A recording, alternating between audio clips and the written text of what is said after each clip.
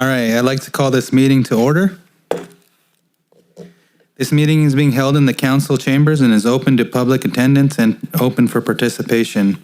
Chairperson Brookman is out on an excused absence today. Can I have a roll call, please? Vice Chairperson Joel, Here. Commissioner McFarlane, Commissioner Blankenship, Here. Commissioner Sluter, Here. and County Liaison Campbell. All right, next I would like to ask Commissioner Blankenship to lead the Pledge of Allegiance.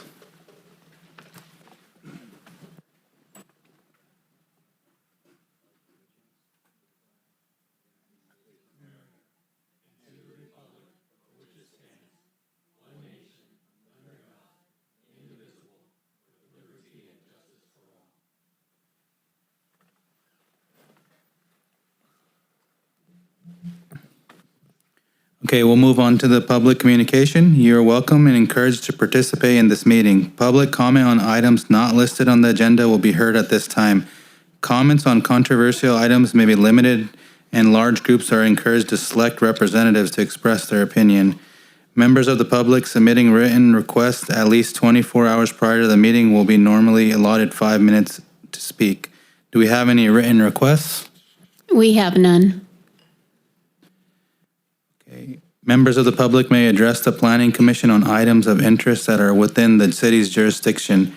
Individuals addressing general comments are encouraged to limit their statements to 3 minutes. Do we have any comments from the public? Okay, moving on, we'll go to the item 1, agenda modifications. Is there any interest in modifying the agenda? Okay, we'll move to item number 2, minutes from the September 24th, 2025 meeting. All matters listed under consent calendar are considered to be routine and can be enacted in one motion. There will be no separate discussion of these items prior to the time that commission votes on the motion unless members of the Planning Commission request specific items to be discussed or returned from the consent calendar for individual action.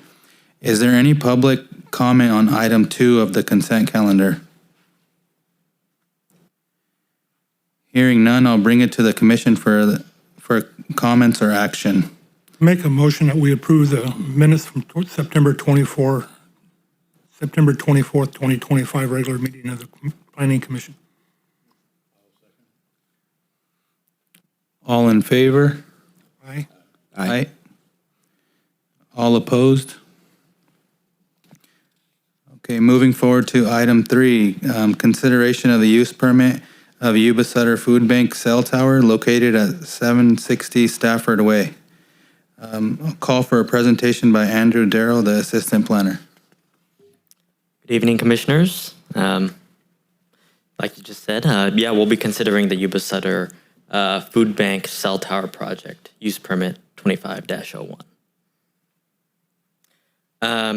So the use permit is requesting the approval for the construction of an 81-foot tall monopine cell tower and related equipment, including a backup diesel generator and other ground equipment.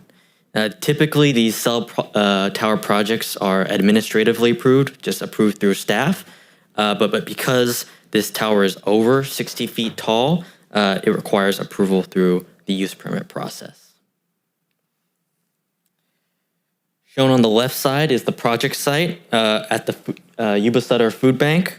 An existing AT&T cellular array exists at the fire station water tower off of Clark, which is labeled as the exit site.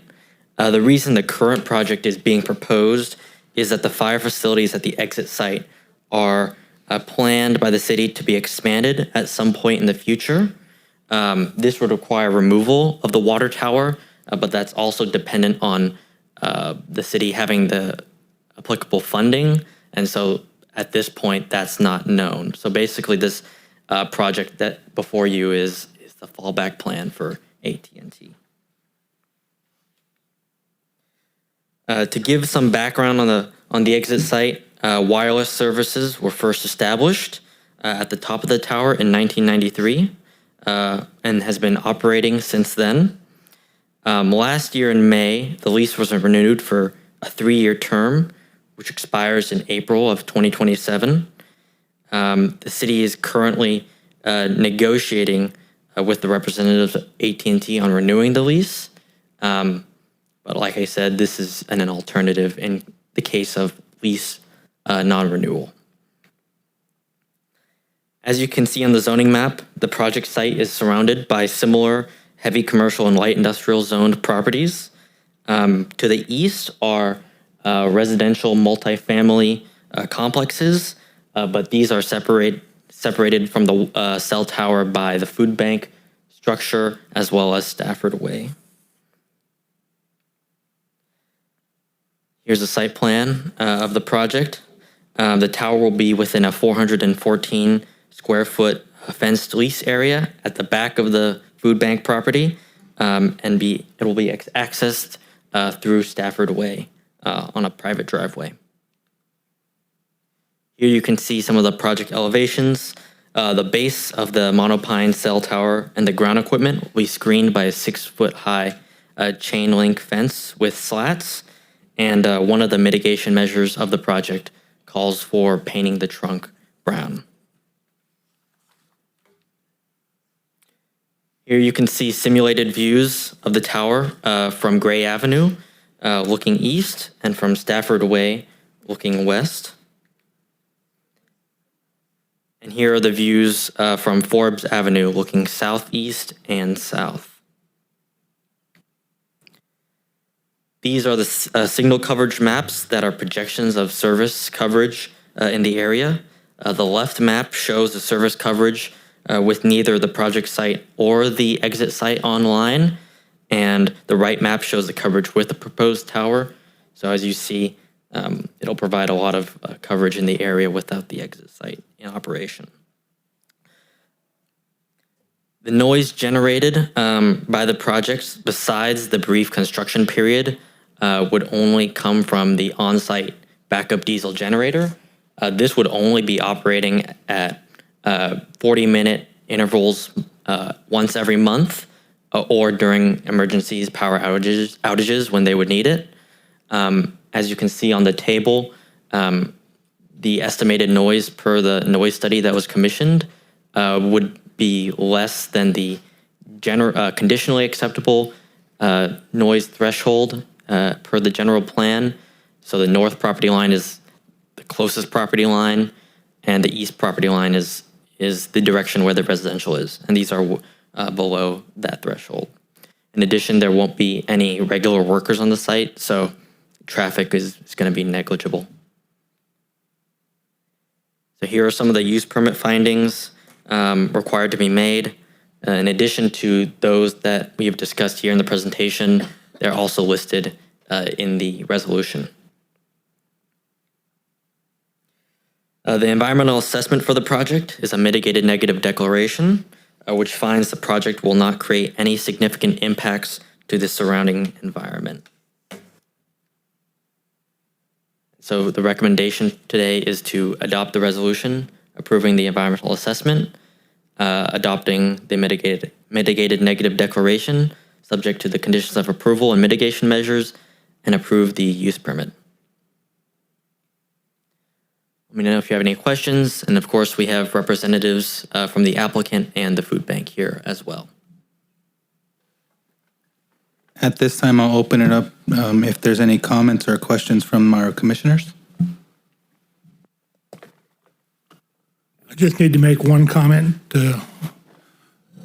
When the food bank was working with AT&T and doing the lease for the property that's on their site, I was the notary on all that documentation, so you will see my notary, my stamp throughout the lease paperwork with the food bank. But I have no interest in the project financially or otherwise.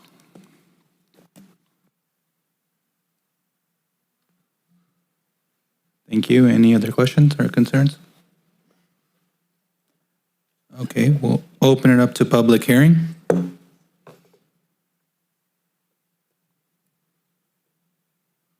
Any comments or questions? Okay, thank you. We'll close the public hearing. At this point, I'll bring it back to the commission to discuss or make a motion. Anyone like to make a motion? I'll make the motion that we adopt a resolution approving the environmental assessment 2502 by adopting the mitigated negative declaration, and also subject to the proposed conditions and approval of mitigation measures, and approve UP 2501 for the construction of a new 81-foot tall monopine cell tower and related ground equipment at 760 Stanford Way. I second. All in favor? Aye. Aye. Aye. All opposed? Thank you. And so we'll move to the future agenda items, and I would like to call Mr. Doug Libby to provide an update on future agenda items. Yeah, absolutely. Thank you, and congratulations, AT&T and the food bank. Okay, so I know it's going to break your heart, but we are not going to make you come in on Christmas Eve and have a meeting. So we are going to cancel the December 24th meeting.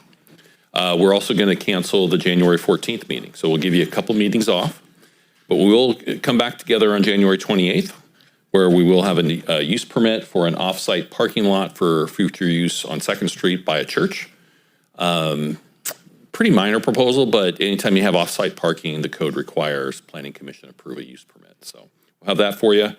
Some future projects that are coming down the pipeline is there is a subdivision proposed at the northeast corner of Elmer Avenue and Butte House. And so that project should be coming to you probably in the next month or two. We also have Calvary Christian has a use permit amendment located at El Margarita and Highway 20. So they're located at the southeast corner, that property. It's vacant now. And just opposite, across the street, there's a project where the property owners wish to take their property to commercial. So the big challenge there, as you might remember from the Ridge Estate subdivision, is traffic and trying to noodle our way through those traffic issues. But those are projects that are coming down the pipeline. Okay, thank you. We'll go to item 5, Development Services Director Report, and I'll call on Mr. Libby to provide updates on that. Yeah, absolutely. I just wanted to thank those commissioners who were able to attend the groundbreaking for Merrimack Village. Appreciate you taking the time to come out and see the groundbreaking. It was a great event for the region, not just the city. Well-needed project. And, phase 1, 79 units. And so hopefully it's slated to be phase 1 completed by May 31st, 2027. So we got a little time there, but you're going to start seeing some activity out there pretty quick. Don't have a lot else for you. Just want to wish you Merry Christmas and a Happy New Year. Okay, thank you. Meeting adjourned at 6:11 p.m.